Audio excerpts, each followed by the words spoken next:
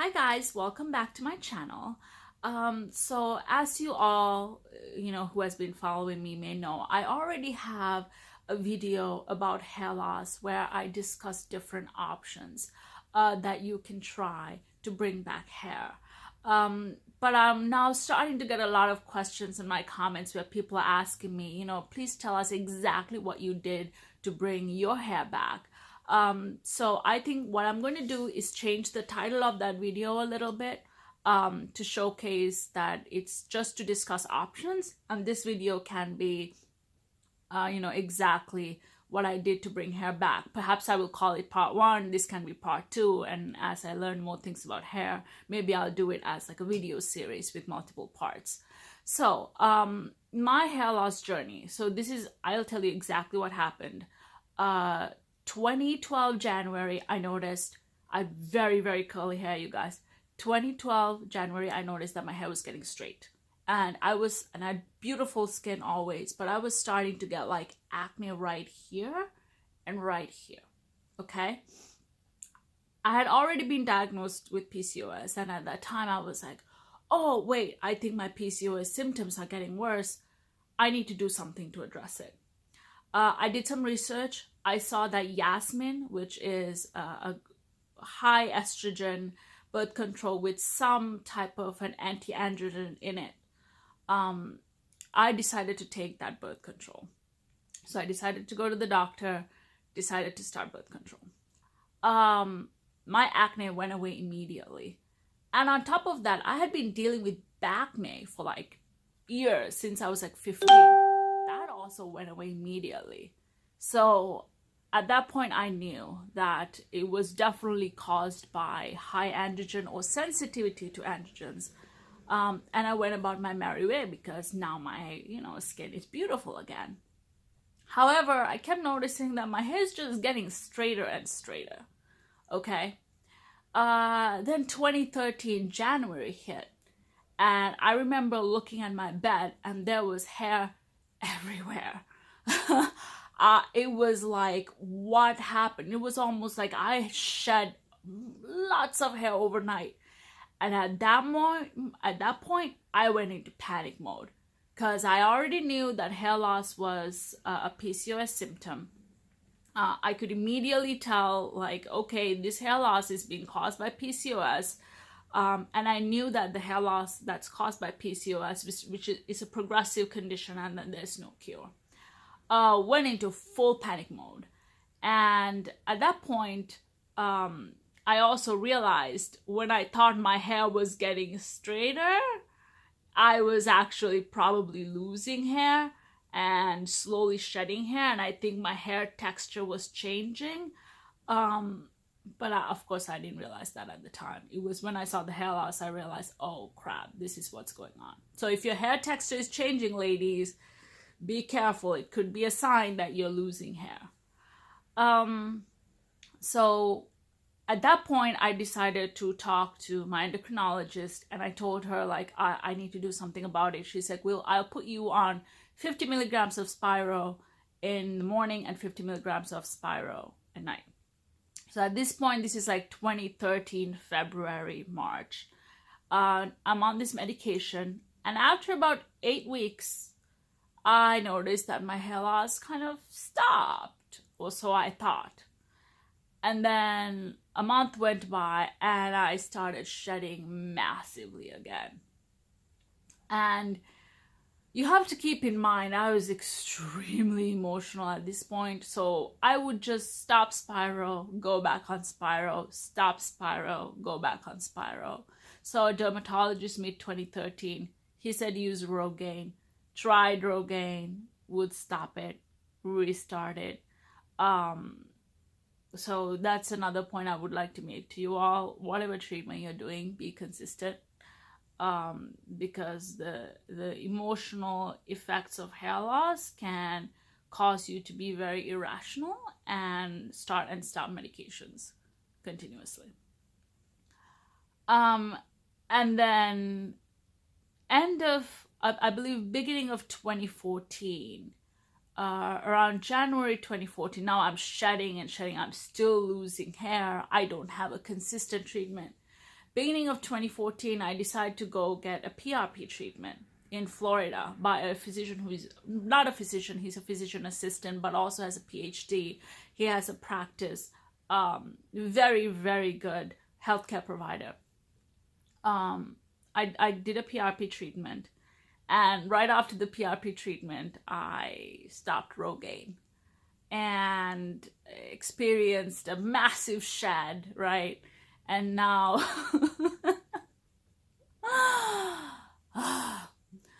so now I'm going into panic mode again. I'm like accusing PRP of not working. It looked like Rogaine wasn't working for me at all, but then I stopped Rogaine and it's causing this shed. And at that point I decide like, okay, it's time to get on something more hardcore. Mind you, at this point I'm still on and off spiral, okay? I'm going nuts. So right after the PRP treatment, I was shedding. Of course, now I realize because I stopped Rogaine.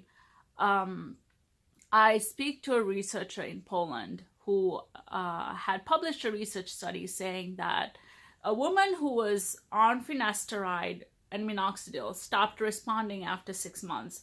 Apparently, she was severely emotionally distressed, so they decided to give her dutasteride, and she had a complete recovery, right? She got all her hair back, and she had androgenetic alopecia, like me. So I asked the researcher, I said, I saw that you gave this woman dutasteride and she responded.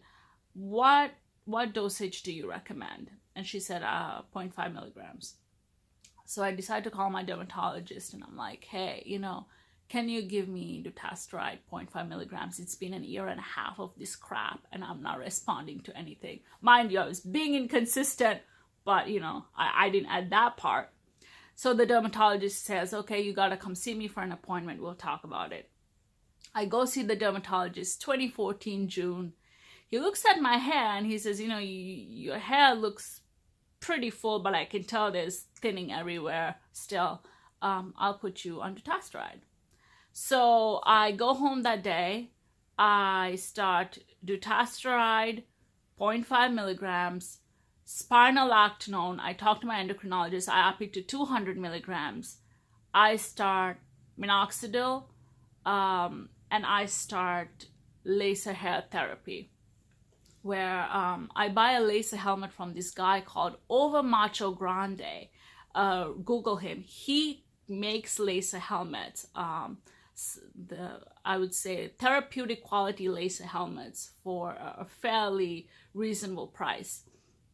So now I'm doing these 4 things, right, at once. And I'm still panicking. So it starts 2014, I believe, June. I'm panicking, I'm freaking out. Oh my God, nothing's working. I'm still shedding, right? July comes, still shedding. August, still shedding. September, still shedding. October, I decide to take a picture of my hair and compare it to a picture that I took in June. And lo and behold, is that hair growth I see. Mind you, I'm still in disbelief because I'm shedding a lot. So what is this, right? How is this possible? But then I realize, okay, maybe I am shedding, but I'm also experiencing more regrowth. Decide to continue this regimen up until May.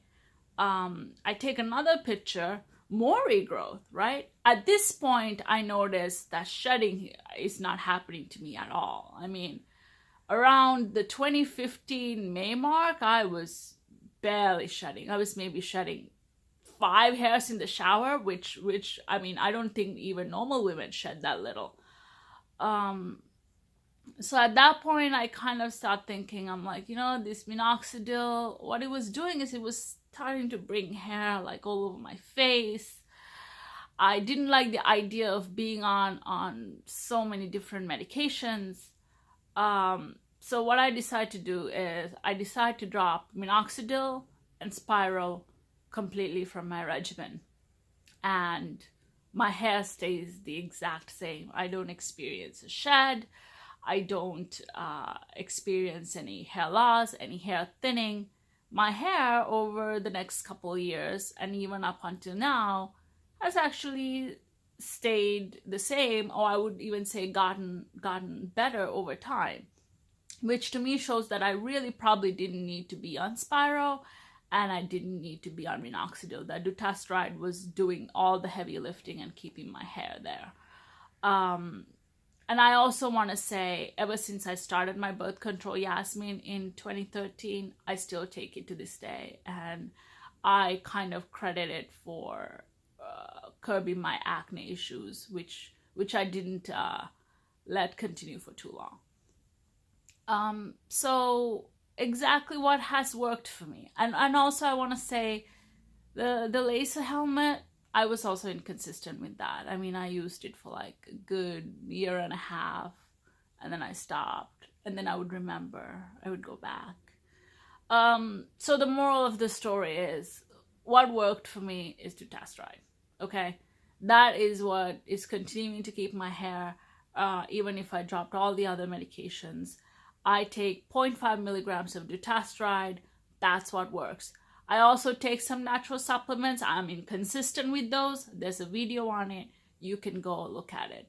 Now, have I experienced any side effects with dutasteride that I've been on for close to 5 years now? No, I've experienced 0 side effects.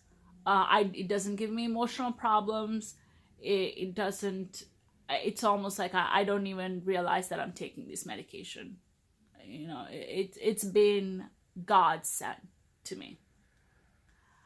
Now, I do want to say, if you are going to try PRP, don't be like me, where you try PRP and change something right afterwards. That applies to any type of hair loss treatment. If you start something, don't stop something right after. If you start treatment A, don't stop treatment B right after. You will not be able to gauge any good results because your hair's gonna go crazy. I did try to have another PRP treatment from the same healthcare provider in 2015. But then again, I'm doing PRP wrong. I was doing it wrong. I, first of all, did the treatments almost a year apart, maybe more than a year apart. If you're doing PRP, based on the research I read, you really gotta do it consistently for the first 4 months, where you do a treatment every month. And that's, I think, when you really start to see results. Doing a treatment and waiting 6 months, I don't think, or waiting a year to see results, I don't think it works anymore. I think you gotta attack it very quickly in short interval periods when you first start PRP. And after the first 4 months, then I think you can wait a few months and get another treatment, and then wait a few months and get another treatment. But that initial triggering, I think, has got to be quick spurts, quick rapid spurts of PRP. But yeah, that is pretty much my hair loss story. What are my plans for the future? I think I'm going to try PRP again and try to be consistent.